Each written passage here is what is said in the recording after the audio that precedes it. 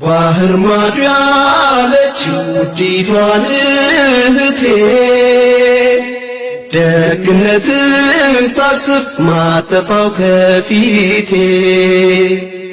ሐሳቧን አሳክተ ህልሟን ሙላውና ለሀገሯ አብቃት በሰላም። ሴት ልጅ ከሀገር ወጥታ ስራ መስራት እንዴት ይታያል? እሺ እንደ ኢስላም የማስተዳደር ኃላፊነት ያለበት ባል ነው፣ ሚስት አይደለች። እንደ ኢስላም የማስተዳደር ኃላፊነት ያለበት አባት ነው። እንደ ኢስላም ማስተዳደር ያለበት ወንድም ነው።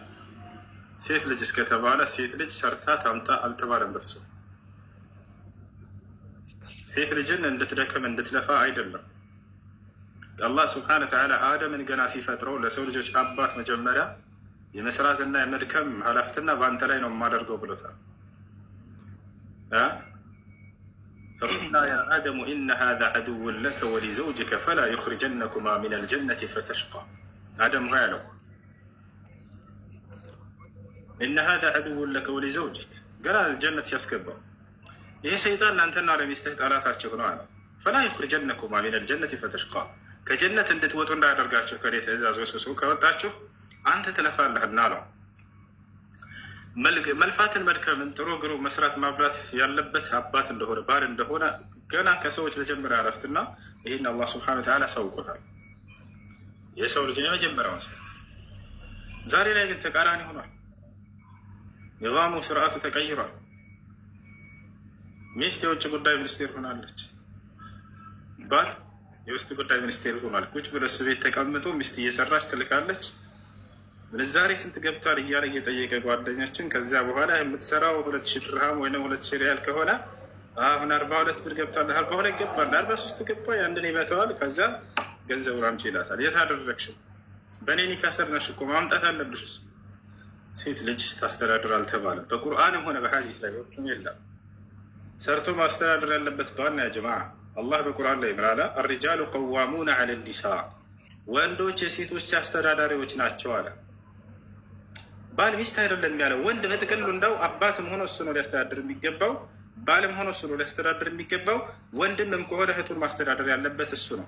አላህ ዝም ብሎ በከንቱ ይመስላቸዋል። ለወንድ ልጅ አንድ የሚደርሰው ለሴት ልጅ አንድ ሁለት የሚደርሰው ለወንድ ልጅ ግማሽ እጥፍ የተሰጠው 2 እጥፍ ለወንድ ይሰጣል፣ ለሴት ግማሽ ይሰጣል። ለምን?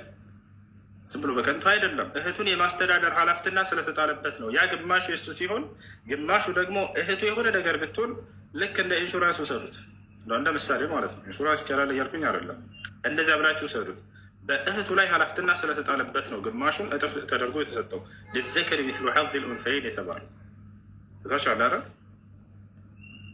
ኢማሙ አሕመድ ምን አለ? እህት የሆነ ነገር ቢያስፈልጋት አባትና እናት ከሌላቸው ያንን ለማድረግ ወንድሟ ካለው ከሱ የመስጠት የመቀበል ኃላፊነት መብት አላት። እሱም የመስጠት ግዴታ አለበት ይላሉ። እህት ግን ወንድሟን የመረዳት ግዴታ አለባት ወይ የለባትም? ያን ጥፋት ወስድም ማፍራሳስ አትወስድም። ወስድ እንደ አጠቃላይ የማስተዳደር ኃላፊነት ያለበት ወንድ ልጅ ነው፣ ባል ነው እንጂ በፍጹም ሴት ልጅ አይደለችም። ወጥቶ ሰርቶ ማምጣት ያለበት ባል ነው። ታቻለ። አሁን ግን የስርዓቱ ተቀይሮ ሴት ነች ወጥታ ሰርታ የምታመጣው። ለዚያም ያን ሰርታ ሙሉ ካለመጣች ይቆጣታል እኮ። ይሄ ኢትዮጵያ ላይ የተለመደ ነገር ነው። ወላሂ ሊስተካከል ይገባል። ምናልባት የሌሎችን አይታቸዋል። ባንጋሊዎች ሚስቶቻቸውን ይልካሉ፣ አያደርጉትም። ፓኪስታን ሚስቱን ይልካል። ምናልባት ሳኡዲና ዱባይ የምትኖሩ ሰዎች ታውቋቸዋላቸው።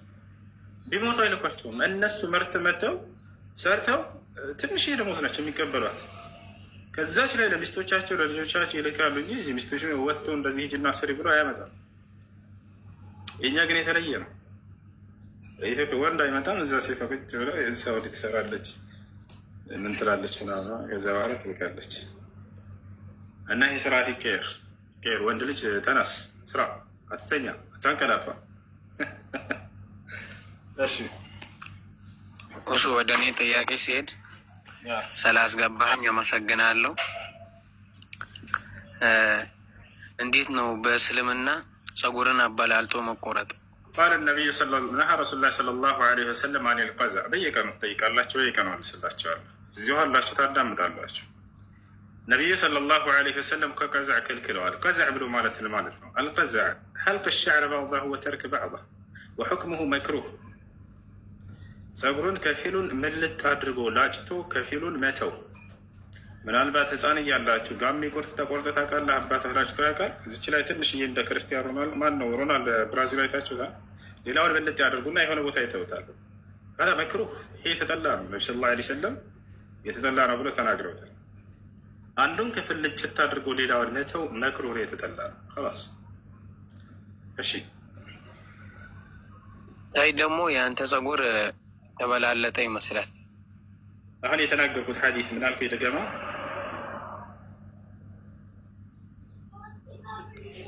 መክሩህ ነው የተጠላ ነው ያልክ።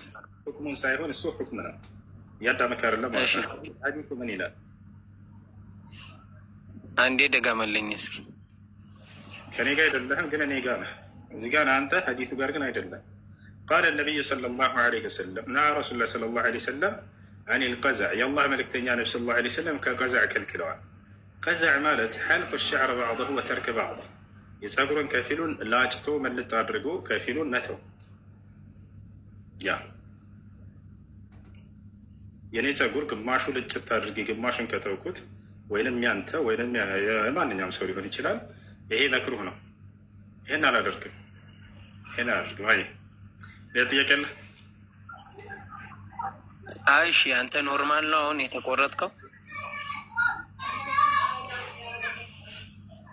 ቪዲዮን ክፈት እስኪ። አይከፍትም። ለምን አይከፍትም?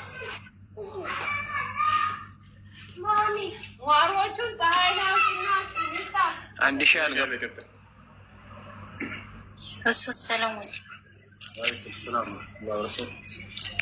እንኳን አደረሳችሁ ሙስሊሞች፣ ማንተን እንኳን አደረሳችሁ። እሱ ጥያቄ ነበረ። ደረስን አልደረስን በኋላ አንድ ቀን ይቀራል እና እንትን ሰዎቼ ማለት ነው እንትን ለሰላት አይሄዱም። እኔ ለብቻ ልሄድ ደግሞ በጣም መስጊዱ በጣም ሩቅ ነው ማለት ነው። ቤት ብሰግድስ? እሺ ስንት ሰዓት ነው የምሰግደው? ይቻላል። መስጅድ መሄድ ያልቻለ ሰው ወይንም የሶላት ልዒድ እንዲሰገድበት ሜዳ መሄድ ያልቻለ ሰው እንትን ማለት ቤት መስገድ ይችላል። አሰጋገዱን ቅድም ስናገር ነበር። እድገምንሽ አሰጋገዱን ወይስ ታውቂዋለሽ? አላውቀውም፣ አልሰማው አልነበርኩም። አሰጋገዱ እንዴት ነው? ተክቢረት ልኢሕራም ትላላችሁ። የመጀመሪያ አላሁ አክበር ብላችሁ ከዚያ በመቀጠል 6 ተክቢራዎችን ትላላችሁ። ይሄ የመጀመሪያ ተክቢራ ነው። በመጀመሪያ ንያ ያስፈልጋል። ነቢያችን ሰለላሁ ዐለይሂ ወሰለም ኢነመል አዕማሉ ቢንኒያት ወኢነማ ሊኩሊ ኢምሪኢን ማ ነዋ ስላሉ ማንኛውም ስራ ትክክል ሊሆን የሚችለው በንያ ሲሰራ ነው። ሰውየው ደግሞ የነየተውን ያገኛል አሉ። ንያ መገኛ ቦታ ታዲያ የት ነው? አብዛኛው ሰው ንያ አንደበት ላይ ይመስለዋል። ያ ማለት ጌታ ያላህ ሆይ አሁን ሶላትን እሰግዳለሁ ምናምን ብላ ይሄን ማለት አይጠበቅባቸውም። አንየቱ መሐሉሃ አልቀልብ ወተለፍዙ ቢንየት ቢድዓ። ንያ መገኛ ቦታዋ ልብ ላይ ነው። ንያ ማለት አስለን እንደ መሰረቱ ትርጉሙ ምንድን ነው? አልቀስዱ ፊል ቀልብ ማለት ነው። በልብ ማሰብ ማለት ነው። ቦታቸው አለ በልብ ማሰብ። ስለዚህ የዒድ ሶላትን እንደምትሰግዱ በልባችሁ ታስባላችሁ። ከዚያ በኋላ ተክቢረቱል ኢሕራም አላሁ አክበር ትላላችሁ። ከዚያ በተከታታይ ስንት ጊዜ? 6 ጊዜ ተክቢራ ትላላችሁ። 6 ጊዜ ተክቢራ የምትሉት ከተክቢረቱል ኢሕራም በኋላ ነው። የመጀመሪያው ረካ ማለት ነው። አላሁ አክበር ካላችሁ በኋላ አላሁ አክበር አላሁ አክበር አላሁ አክበር አላሁ አክበር አላሁ አክበር አላሁ አክበር። በአጠቃላይ ስንት ይሆናል? በአጠቃላይ ስንት ይሆናል? ከተክቢረቱል ኢሕራም ጋር 7 ማለት ነው። ሁለተኛው ተክቢር ሁለተኛው ረካ ላይ ደግሞ ልክ ከጀልሳ በይነ ሰጅደተይን ከስጁዶች መካከል ከተቀመጣችሁ በኋላ ስትነሱ ወደ ሁለተኛው ረካ አላሁ አክበር ካላችሁ በኋላ አሁን ደግሞ በተከታታይ 5 ጊዜ በአጠቃላይ ስንት ይሆናል? 6 ማለት ነው። هذا ما أفتى به الإمام عبد العزيز بن باز رحمه الله تعالى። እሺ ስንት ሰዓት ነው ያን የምሰግደው? ከሱቢ በኋላ ስንት ሰዓት? በየትኛውም ሰዓት ልትሰግዱ ትችላላችሁ። ከሱብሒ በኋላ ቢሆን መስገድ ይቻላል። ትንሽ ቆየት ብላችሁ ወይም ደግሞ ፀሐይ ከወጣ በኋላ ቢሆንም ችግር የለውም። ሳይወጣ ቢሆን መልካም። ከዚያም በኋላ ቢሆን ይቻላል። ሰዎች እንደሚሰበሰቡበት ተጨባጭ ነው። በዚያ ነው የሚሆነው። ቤቱ መስገድ የፈለገ ሰው ግን በየትኛውም ሰዓት ሊሰግድ ይችላል። አራችሁ ሁለት ረካዓ ነው። የመጀመሪያው ረካዓ ላይ ሰብሕ እስመ ረቢከል አዕላ፣ የሁለተኛው ረካዓ ላይ ደግሞ ሀል አታከ ሐዲሱል ጋሺያ። ይህን ያላወቀ ሰው ደስ ያለው መቅራት ይችላል።